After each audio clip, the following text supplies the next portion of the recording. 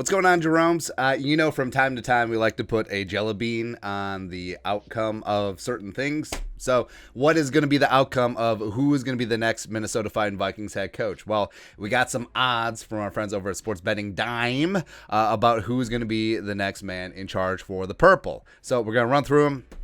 Now, you'll notice that Lane Kiffin is not on the board. I don't know if they want to even put Lane Kiffin out there. Just putting that out in the universe. Who knows? But Eric Bieniemy right now is the favorite at plus 250. So if you bet $100, you get 250 back. So I would love to see it. Also, I would love to see one of the Bonzingo or one of the personnel people from Kansas City coming in with Bieniemy as a package, as a duo. That would be nice to see. I do think that Bieniemy is a true offensive innovator. I do think that his relationship with Mahomes is legit. I don't think it's all just Andy Reid, even though, yes, you are worried about Andy Reid OCs from before. Doug Peterson, even though that one worked out. Brad Childress, fake-ass Brad Childress, Matt Nagy, etc. Right? Brian Daboll is next at plus 350. Now, Daboll and Joe Shane, the assistant GM to Billy Bean with Buffalo, that would also be a nice combination, a nice little combo platter as well. And Daboll, what he's done with Josh Allen and just turbocharging that offense, plus he never runs the ball, which is hilarious. Now, that may change since you would have Dalvin Cook and King Kenny and Madison here, and hell, maybe even James Cook one time would be kind of sweet to see. Even though, yeah, we go down the route of nepotism, but that does not apply to James Cook because James Cook is a bad man, as he saw in the national title game. That's right. Brian Flores is next at plus 700.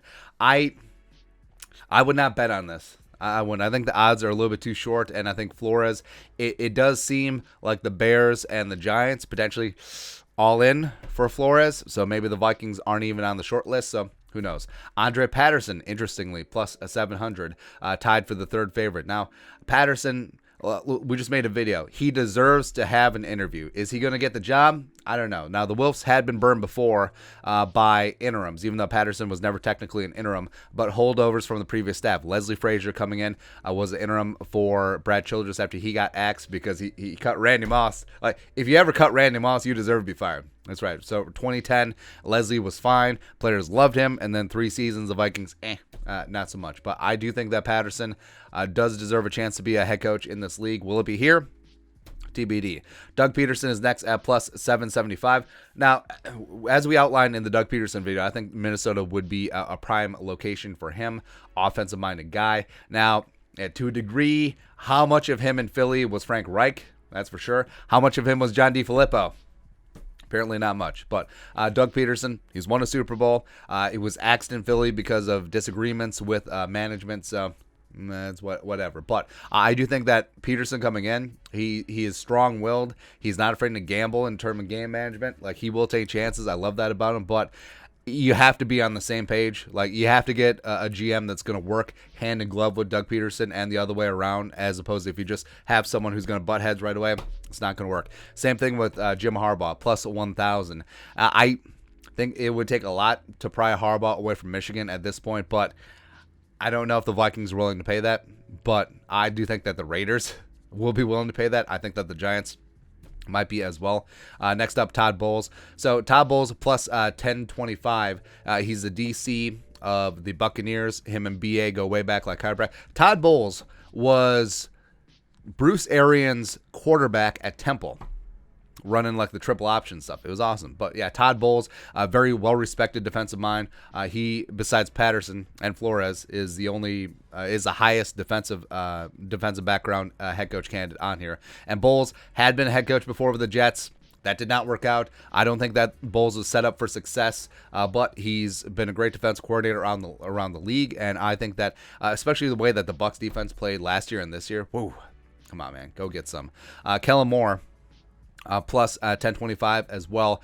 OC of the Cowboys. Now, I actually think that Kellen Moore needs just a little bit more seasoning. Like, if he doesn't get a head coaching job this time around, and if he calls plays and is in charge of the Dallas offense next season as well, I think that then he's going to be a prime candidate. But I don't know. Offensively, I think that he does get bogged down into throwing the ball too much. Like I'm about balance. Like you run to pass, you pass to run, etc. Not just run, pass, punt, run, pass, punt. Also throw.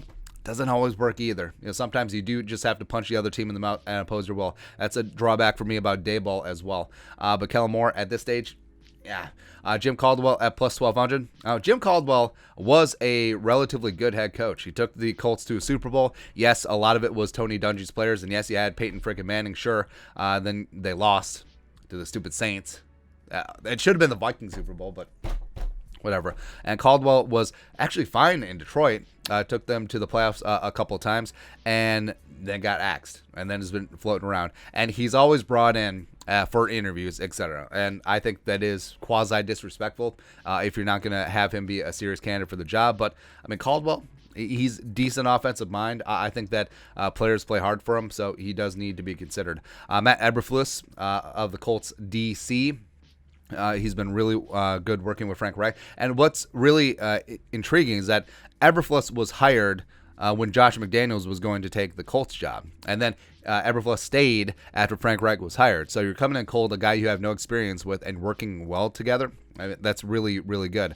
I think Eberflus is a name that doesn't get as much brand recognition as some of the offensive-minded guys, but I think that you're going to see him as a head coach in the league very soon. Byron Leftwich is up next. Now, for me, if we're just ranking personal choice, Leftwich would be a lot higher, but since it does seem he's probably going to take the Jacksonville job, that does make a lot of sense. That's why his odds are so long at 1775.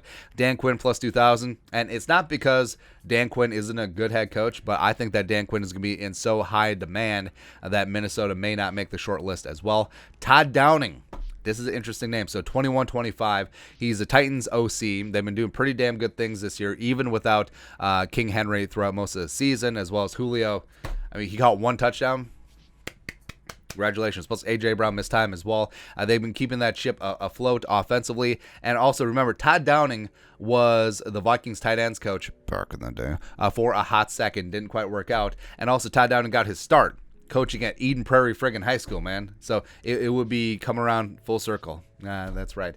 I do think that Downing, maybe not this time around, but within 2-3 years, if he continues to have great offenses, I think that he could be a very hot head coaching candidate commodity sometime soon. And McDaniels, McDaniels in terms of personal preference will be higher, but his odds are so long because is he ever going to leave New England? Is he going to wait out Belichick with the Patriots? Will he go somewhere else? Who really knows? That's why he's plus 2,400 there. But that's it.